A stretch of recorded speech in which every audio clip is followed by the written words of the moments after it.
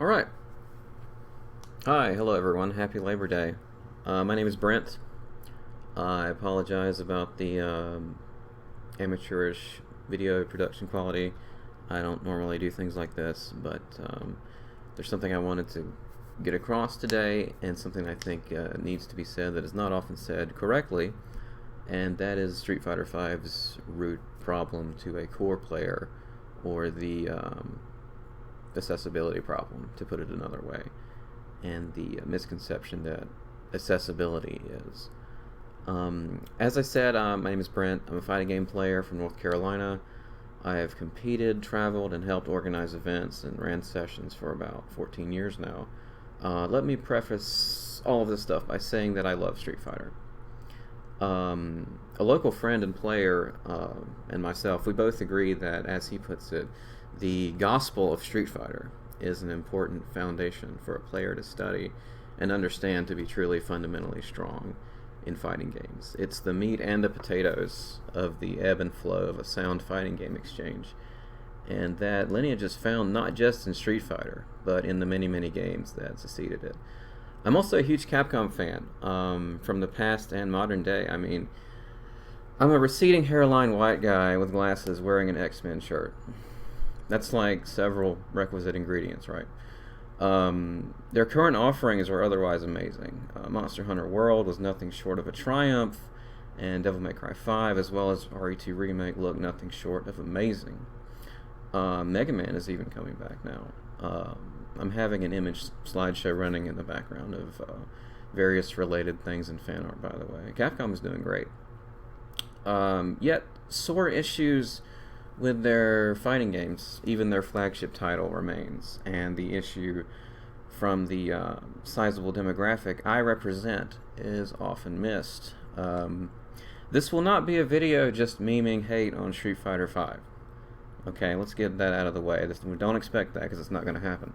I think that too often people's distaste for the game is misunderstood or misrepresented by ineffective communication methods like meme images or dissenting remarks, comment sections, and or what the real issues, the core issues, are often overshadowed by like superfluous concerns that don't really matter to the intermediate to advanced fighting game player, or to someone who just enjoys the core base of what Street Fighter is all about.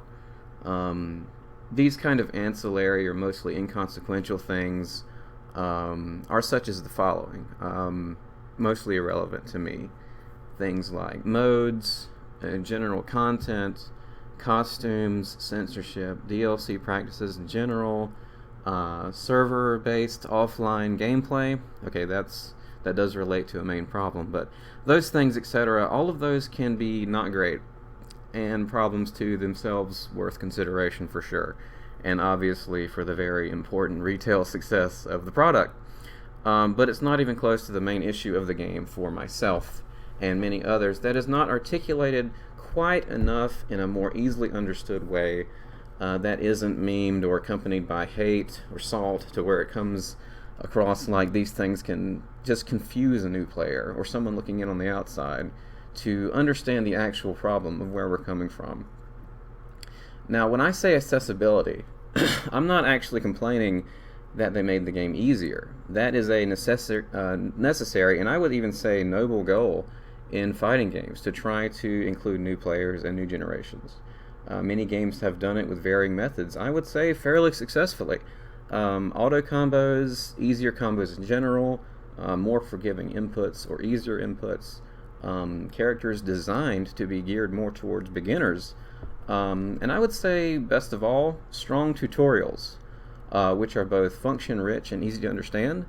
I am actually fine with all of these and applaud some of their implementations in recent games.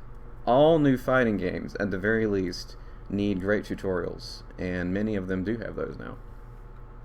Now, where I'm going is the tools, as we would often refer to the aforementioned controls, inputs, combos, etc., as they're made easier to reach and easier to use.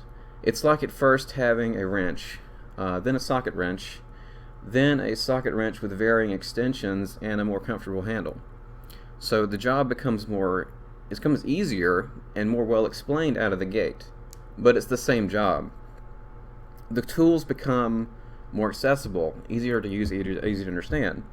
If you're doing better at the job, you're doing better at the job, but the job is the same job. The job has not changed. You're just becoming more easily accustomed to performing it through the ease of use of the tools. Instead, Street Fighter V has aimed to seemingly quite deviously eliminate the gap of who is better at the job, besides adjustment and explanation of those tools. Instead of looking so much at just how to make the game easier to play on a functional level, effort was undertaken rather to diminish how Street Fighter V is widely understood, how Street Fighter is widely understood to work correctly. Here are examples and explanations of how they apply. Hitboxes are often short, or stubby, as many commonly say, as well as take some time to animate, and due to this and an inherent input delay, traditional footsie, which is a strategic exchanging of pokes, reactionary and predictive in real time, becomes impossible or an ugly shadow of itself. Building on one piece from the previous, playing in a reactionary manner in general is very difficult. Anti-airs, standard punishes, and the general basic exchange of fighting game ideas in a player's mind against another becomes less an answer and more of a guess, which, while often is the case in up-close offensive situations in many games, becomes the case here even in the neutral phase, meaning when both players are working on an approach or defense. Jumping a lot is generally thought to be a pretty hard thing to deal with in the game, and leads to a high reward versus its risk, whereas in almost any other fighting game of its ilk, randomly jumping in is often quite bad, often leads to losses. The previous two bullets I just gave seem to be the less obvious, more subtle measures of downgrading fundamental fighting gameplay. The next couple come in to build on that foundation and run it with it. So next we have V-Trigger, infamous V-Trigger. It is in itself a very strong tool and indeed a comeback mechanic in function. This to itself wouldn't be so bad if not for the two problems above putting it in context. Oftentimes you or the opponent will be throwing out buttons in a blind, non-footsie, non-reactionary manner, and one hits or doesn't, and you activate V-Trigger for potentially taking the round. This feels to be on the giving or receiving end pretty disingenuous. Now, additionally, though they would otherwise, not matter so much in this context, adding the above plus delay to the standard and obvious accessibility mechanics exacerbates how actual fundamental fighting gameplay is diluted. Now, the aforementioned is all bad enough to put the game in a space where it's enough for many to write it off or just not want to compete at it at all, just give up completely on Street Fighter V. But more recently, and even beyond this, something was discovered that shines more light on further, more intricate, and before intangible issues with the game I and many others had. This makes it all seem even more intentional and devious to shake it up and randomize the exchanges in the game.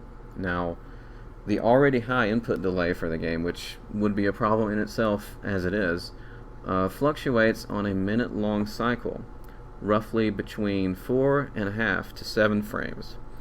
This adds another layer of unpredictability that explains many as of yet not explained issues we have had with Street Fighter V. Namely, things like, why do things sometimes seem reactable and others not? Or why do my inputs not come out in this one situation, but in the same identical situation later they do? Now, these two things in the context of Street Fighter can be game changers, especially on the higher level goes, as far as the high level goes.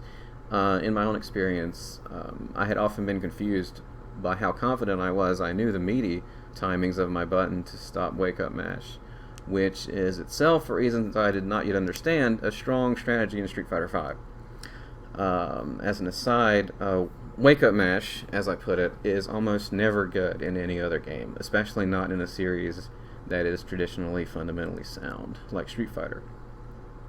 My media would sometimes arrive just a bit early or be late, and even accounting for how there are different wake-up timings and the inherent input lag in online play, it still seemed off. Even if delay is high in a game, if it's consistently high, it can be adjusted to. Just like during an online match, you have to on-the-fly adjust. Now, very quickly, to define meaty, this means it is an attack that is placed on top of an opponent who is coming off of the ground to force them to block, of course losing to the use of an invincible move.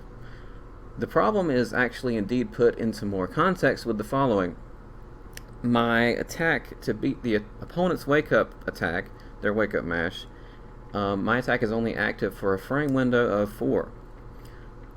This would otherwise be good and serve as a good meaty under normal circumstances, because that's a high amount of frames for an active attack. But if I am on one end of the input delay cycle, it's very likely it will arrive too early and I'll be hit. And if I'm on the other end of the input delay cycle, it may not have time to become active and I'll be hit out of it. I should also note that 4 frames, indeed, again, is a higher number for this sort of thing in this game. More commonly than that, you'll be working with something like 2 or 3 frames. That makes this even harder to work with. Now this, again, quite subtly, and I'll again use the term a bit deviously, tilts the scale in favor of the player who has not had fighting game experience to know it is generally a bad idea to challenge an opponent with a button when you get off of the ground. This happening to an experienced player, along with the above problems, betrays their instinct, experience, and academic understanding of fighting games to where the game has to be de-learned, the genre has to be de-learned to an extent in order to properly compete. Now, so in effect what has happened is not that a tool has become easier to reach and easier to use, like I was trying to say earlier. The job itself has changed to where a professional of the task has to start again himself to learn the job. It's perhaps as if you were working on a car with that socket wrench I mentioned, but sometimes the nuts and bolts wiggle around and fluctuate their positions to where your experience and muscle memory of what to do with them gives you no advantage over the person who hasn't seen the car before. Hey, Wiggles is the name of the game, they could perhaps say to the veteran mechanic, but his now useless but prized OG manual wrench hanging on the wall as it is, having given up on the standard fundamental practices he was used to. You could say that they were successful, Capcom was, in their goal with this, and or that this just makes for a different type of game, and you would be right in that. The resulting game, however, is not one that is, to many, including myself, very fun or rewarding to play, or interesting to follow, much less let alone not Street Fighter, which would in itself perhaps be okay under different circumstances. So I hope this has been useful to help understand the root issue I and many others have with Street Fighter V, besides the common random dissenting remark or meme you might have seen that skirts or obscures the concerns. What makes matters perhaps worst of all is that communication from Capcom about these sentiments seems to be non-existent. And of course, all of this time the game does not seem to have had a community manager or some other public figure, source, or open communicative forum for us to exchange our thoughts and concerns with. In this day and age, I think that is a necessity and invaluable means with which to engage your community and assuage negativity as you can. With this, the game's poor launch, as well as very odd things like the PC version's rootkit, Capcom has unfortunately remained quite silent, and without a representative for this game to stand out, take ownership of it, and deliver at least an ear. So thanks. Don't forget there are other games out there. Ideally and preferably, Street Fighter V becomes a better version of itself somewhere down the line, or a new Street Fighter reconciles these issues. But it's a great time for options. I myself play a lot of games. I always have. I have over this long span of time been an anime player. but I did play a lot of Street Fighter 4. I love Street Fighter Alpha, and you can probably tell from some of the art you've seen. But that's all I got. That's all I had on my chest about Street Fighter 5 and Street Fighter in general. If you like it, if you don't like it, if you agree, if you disagree, let me know. I'm on Twitter at PurifiedWS. Leave a comment here on YouTube. You can find me wherever you want to find me. I don't hide. I just want the best for this game and the best for Capcom. And like I said, they're doing awesome otherwise. Also, hopefully Rose comes back next season. That might get me to play the game right there. I don't know, at least for a little while. But anyway, yeah, that's all I got. Thanks for listening, and have a great rest of the week. Bye-bye.